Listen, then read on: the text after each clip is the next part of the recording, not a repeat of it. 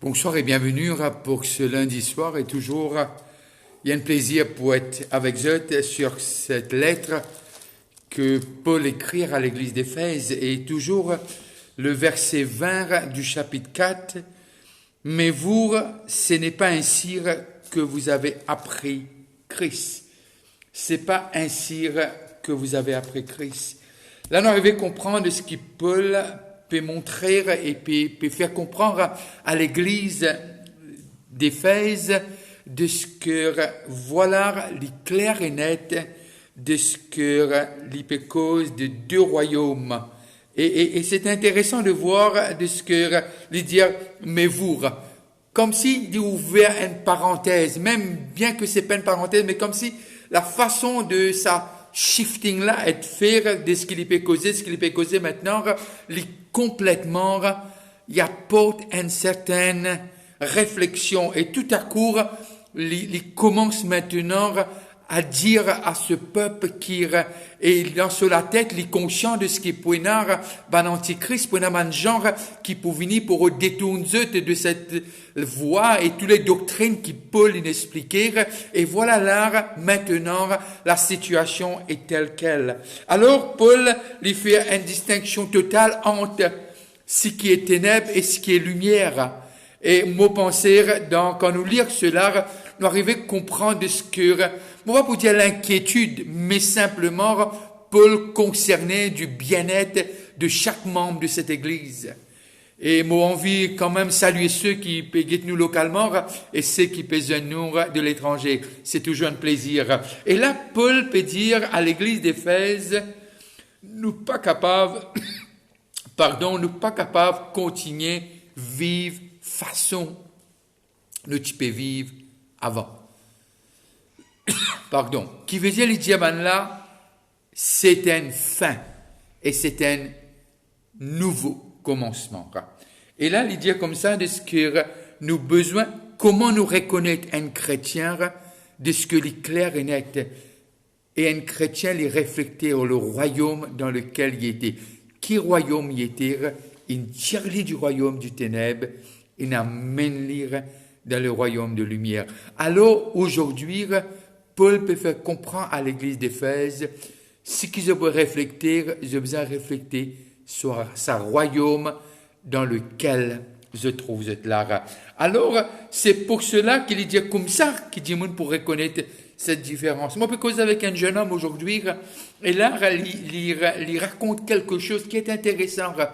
Il dit, lorsque mon écoute la parole, et lorsque mon écrire, tout ma difficulté, et mon m'écrit un papier, mon donne ça à Dieu, il dit, pas même une semaine, Dieu ne répond lire.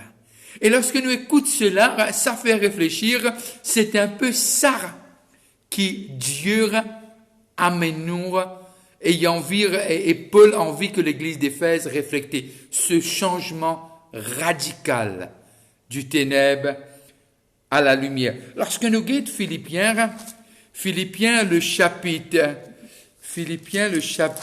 1, 2 et le verset Philippiens 2, le verset 5 et le verset 15.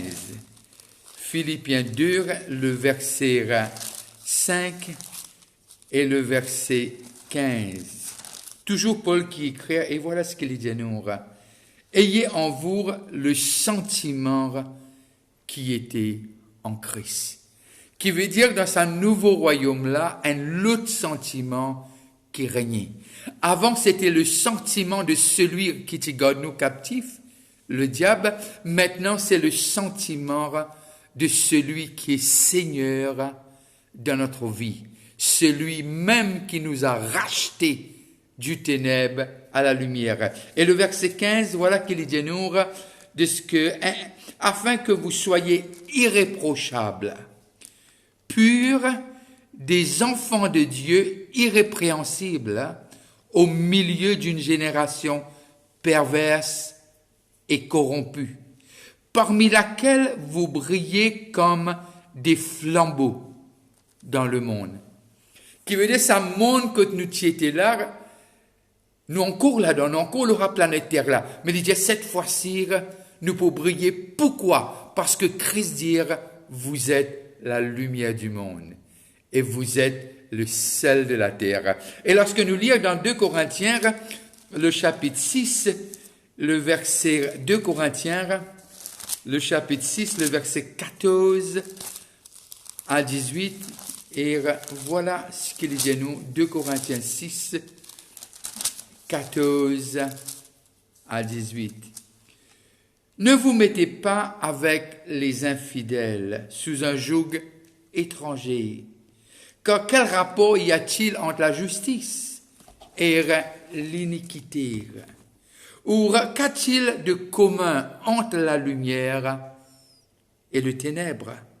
Quel accord y a-t-il entre Christ et Bélial? Ou quelle part a le fidèle avec l'infidèle?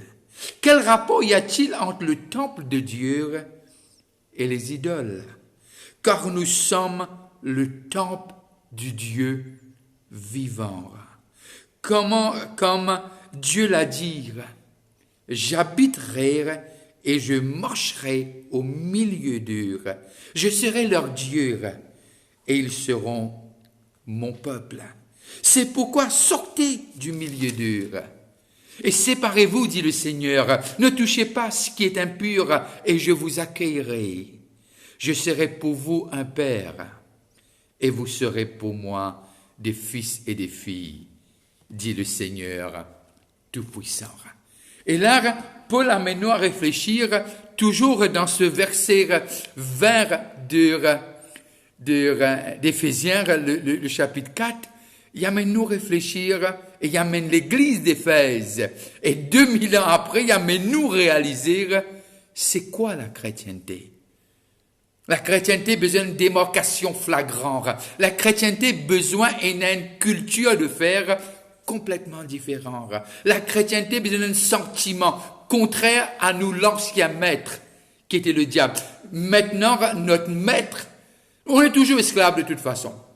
Esclave du péché avant, maintenant esclave de la justice. Qui m'en peut dire que c'est quelque chose de positif. Être esclave du bien, être esclave de la justice.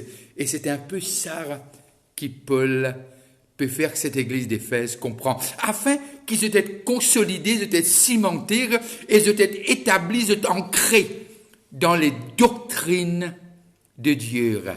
Et toute doctrine a un seul objectif, pour faire nous vivre comment Jésus est vraiment sur ce chemin de sanctification jour après jour, d'être, comme nous trouvions avant, à la stature parfaite de Christ. Or, c'est seul, si nous sommes capables de dire, seulement le christianisme, seulement le Seigneur qui est descendu du ciel, qui est mort, qui est ressuscité. Il n'y a pas d'autre religion. Mais tandis que la chrétienté, c'est une relation, et seule relation que le maître en vie nous aide comme on lit. C'est un peu comme Jean dit dans 1 Jean 4, 17, il dit comme ça, comme il est, nous sommes aussi. Et c'est ça qui Paul. C'est pour cela qu'à un moment donné, ce lettre, Paul dit, imite-moi, comment moi imite lui. Alors Paul fait nous comprendre, encore une fois et encore une fois, à tous les saints d'Éphèse, tout le monde est capable d'être comme Jésus. Et cela, c'est pas l'œuvre d'un homme, c'est l'œuvre de son Esprit Saint, c'est l'œuvre de Dieu en nous. C'est parce que lui, et comme il dit dans l'évangile de Jean, le monde là où il nous a laissés, comme il dit à son Père, et voilà, ils sont dans ce monde. Mais à la fin, il dit comme ça, de ce que il a vaincu ce monde. Non seulement qu'il a vaincu le diable, il a vaincu ce monde dans lequel nous trouvons. Alors nous capables de comprendre. Tout est possible. Tout est possible à celui qui croit. Tout est possible avec l'Esprit de Dieu. Tout est possible avec celui qui habite en nous. Et alors, nous arrivons à comprendre ce que, bien que Christ était avec les publicains et avec les pécheurs, mais Christ n'était jamais comme eux. Avec eux, parmi eux, mais jamais comme eux.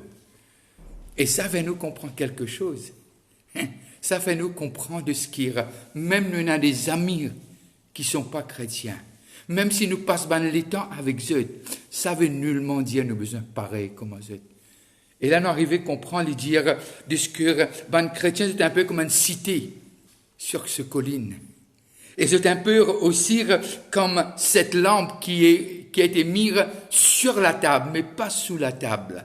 C'est ça qui Paul peut dire à l'église d'Éphèse. Alors nous arrivons à comprendre quelque chose de ce qui se passe ici, de ce que Paul peut enseigner. Chaque saint, chaque membre, chaque séparé, chaque sacerdoce royal, chaque membre dans le corps de Christ fait comprendre les potentiels qu'il y a quand nous sommes en Jésus.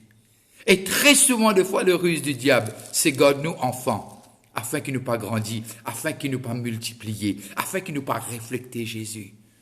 Non, vie chrétien, c'est pas la destination. Vie chrétien, c'est être sur le chemin et nous grandir, nous vie adultes, et que là, nous refléter la beauté et les caractéristiques de Jésus-Christ. Alors, les potentiels qu'il y a à un chrétien. Pareil que moi, nous disons ça l'autre jour, potentiel qu'il y a d'un lagrin, une pomme, l'énome. Et pareil, cette semence de Dieu, Christ en nous dit Colossiens, si je me trompe pas. Christ en nous, l'espérance de gloire. Et tout est possible. C'est pour cela que Christ dit, si vous demeurez en moi, que mes paroles demeurent en vous, demandez ce que vous voulez. Mais nous n'arrêtons, nous le disons le rapport là. Demandez tout ce qui nous envie. Mais non, il y a l'autre partie qui vient avant ça. Et l'autre partie là, c'est, si nous demeurons en lire et qu'il y demeure en nous, demande ce qui nous envie.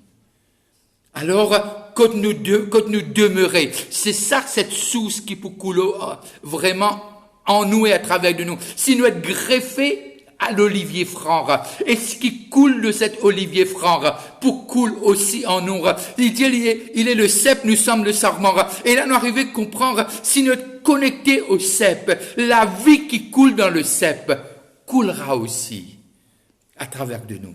Alors, Paul, bien qu'il connaît cela faire, les proches, mais il a envie qu'il, chaque membre, c'est pas les synodaux ministériels, chaque membre de l'église d'Éphèse, capable de comprendre ce potentiel. Et c'est la même chose 2000 ans après ça, parce que nous tous, synodaux ministériels ou pas de don ministériel, nous tous, nous être connectés avec la tête. Alors la vie qui coule dans le synodaux ministériel, c'est cette même vie qui coule dans chaque membre du corps de Christ. C'est pour cela que Jésus dit dans Matthieu le chapitre 28, il dit allez.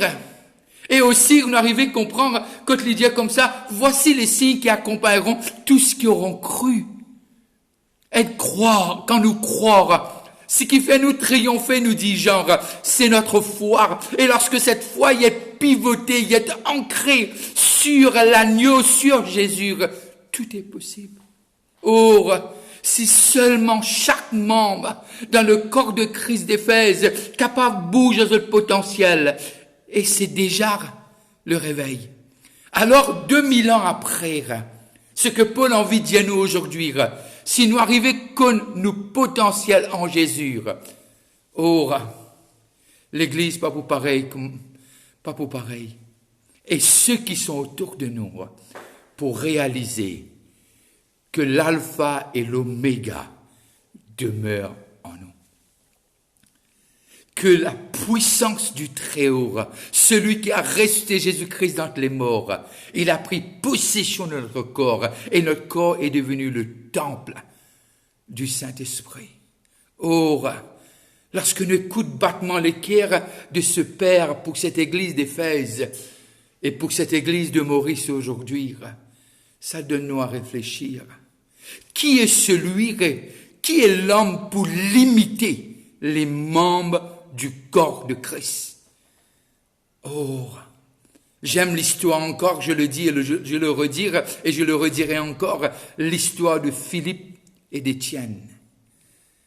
Ça doit être un encouragement, parce que chaque membre dans le corps de Christ, il a même la vie qui coule dans eux, parce qu'ils sont connectés avec la tête la tête, c'est Christ. C'est Jésus-Christ lui-même. Alors, Paul nous trouve le cœur, les battements de son cœur, et il n'a pas envie que personne. Il cause un peu comme Jésus disait, si bien 99, le Seigneur prend un là, mais elle prend lui. Alors Paul insistait dans ce verset 20, mais vous, qu'est-ce qu'il veut dire? Il veut avoir l'attention de chaque membre, mais vous, ce n'est pas ainsi que vous avez appris Christ. Alors il peut montrer de ce que Paul, passant 3 années avec eux, a établi le fondement de ce qu'ils sont et leur potentiel en Jésus-Christ, leur Sauveur et Seigneur. Or, aujourd'hui, Dieu veut te dire à toi qui dis non, tu n'es pas important, mais Dieu est en train de te dire tu es essentiel pour que le corps soit complet. Tu es essentiel pour que le corps puisse fonctionner. Ah, quel enseignement Paul nous montre aujourd'hui, 2000 ans après. Et là, on peut comprendre que l'Esprit de Dieu, et cette parole est encore imbibée, cette parole est esprit et vie. Et voilà, on arrive à comprendre comment les psalmistes disent « Mou certes parole dans mon cœur, afin qu'il ne m'ait pas morse dans nos orteils, afin qu'il ne m'ait pas péché contre toi. » Parce que cette parole et ce que Dieu nous enseigne est vraiment la vie pour nous les heures et la vie pour nous les corps. Alors, Paul refait à nous comprendre encore de ce qu'il a vaincu ce monde dans lequel nous sommes. Vous connaissez, parfois, c'est nos pensées qui donnent nous des tours. C'est pour cela qu'il dit renouveler nos pensées, qui nous prend ce que Jésus dit, beaucoup plus. Nous base-nous sur ce rocher, nous base-nous sur ce qui est pas capable de bouger. Nous dire comme Daniel, si bizarre mort, ou bien les amis comme Daniel, si bizarre mort, nous mourons, mais nous pouvons mourir dans l'obéissance de la parole de Dieu. Or, je veux dire à quelqu'un ce soir, je veux dire à quelqu'un qui est découragé, quelqu'un qui dit non, ça n'arrivera jamais. Je veux te dire, un jour est comme 1000 ans, et 1000 ans est comme un jour pour le Seigneur. Alors, redresse-toi, car celui qui t'a parlé, le Dieu qui t'a parlé, il est véridique. Il accomplira ce qu'il t'a dit, exactement ce qu'il t'a dit, il le fera. Mais toi, simplement, demeure dans sa parole. Et que cette parole demeure en toi. Que Dieu vous bénisse, passez une très bonne fin de soirée, et je vais vous dire, n'arrêtez pas de prier pour notre pays, prie pour que le réveil, et que chaque membre puisse connaître leur identité. Et leur identité, c'est pas dans là où on a grandi, ou bien notre classe sociale. Notre identité se trouve dans le corps de Christ, dans notre Seigneur. Alors, priez pour le pays, si tu as un moment, priez pour moi. Et ceux qui passent à table, je vais vous dire bon appétit. C'est que le Seigneur accomplira à la lettre tout ce qu'il t'a dit. Bye bye, et à demain soir à 7h30, on se rencontre. D'ici là, passez une bonne fin de soirée. Que Dieu vous bénisse. Bye bye.